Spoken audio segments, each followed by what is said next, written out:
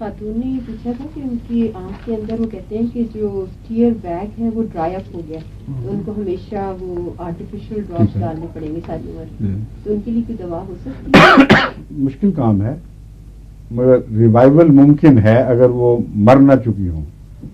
اگر گلینڈ سوکھ کے مر گئے ہوں تو موت کا کوئی علاج نہیں ہے، وہ مستقل وہ قطرے ڈالنے پڑیں گے. لیکن جو نیم حالت میں ہوں، نہ مردہ ہوں نہ زندہ، ان میں علاج ممکن ہے.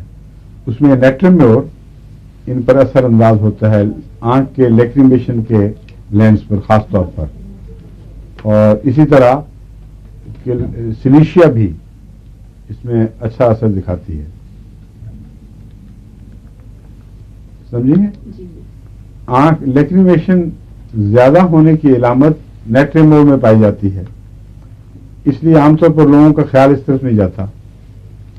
لیکن لیکریمیشن زیادہ ہونا بعض دفعہ انفیکشنز کی وجہ سے یا لمبی سوزشوں کی وجہ سے بھی ہوتا ہے.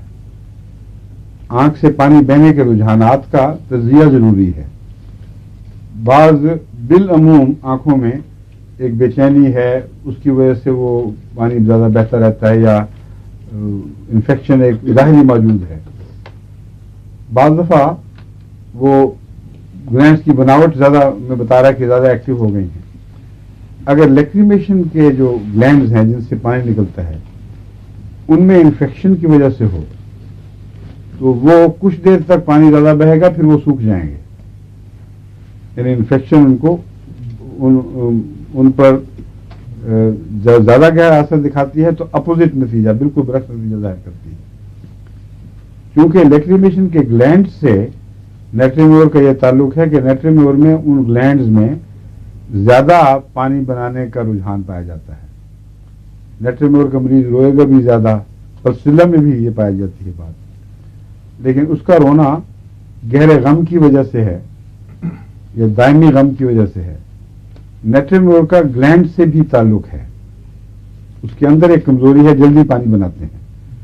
اس لیے میرا یہ تجربہ ہے، جو میں نے کتابوں میں تو نہیں اس موضوع کو پڑھا، لیکن چونکہ ملتا نہیں تھا، بڑا مشکل معاملہ تھا، میں نے نیٹرمیور کا تجربہ کیا تو کئی مریضوں میں جن میں آخری صورت نہیں ہوئی تھی بہت نمایاں فرق پڑا. اور اس کے ساتھ سلیشیا بھی میں ملاتا رہا ہوں. سلیشیا اس لیے ملاتا تھا کہ وہ انفیکشن والا پہلو ہے، اس کو وہ زیادہ نمایاں طور پر کور کرے.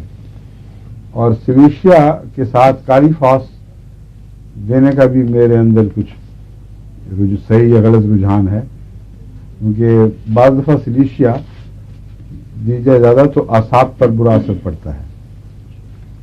بعض لوگوں کو جس طرح اینٹی بایوٹک زیادہ دی جائے تو کان بہرے ہو جاتے ہیں اور وہ نروس بہرا پن ہے.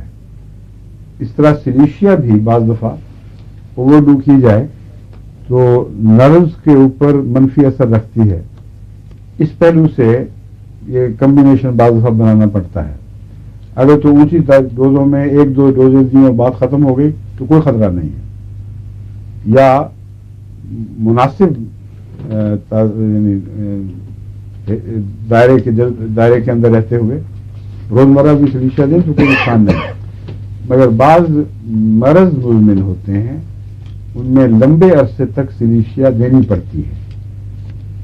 ایسے مریضوں میں بعض دفعہ اعصاب اور خصوصاً کان کے اعصاب پر میں نے اثر محسوس کیا ہے. تو ان کے علاج کے لیے، اس کو کاؤنٹر کرنے کے لیے ساتھ کالی فاس اگر 6x میں تو 6s میں ورنہ 30 میں شامل کر دینا مفید طریقہ ہے.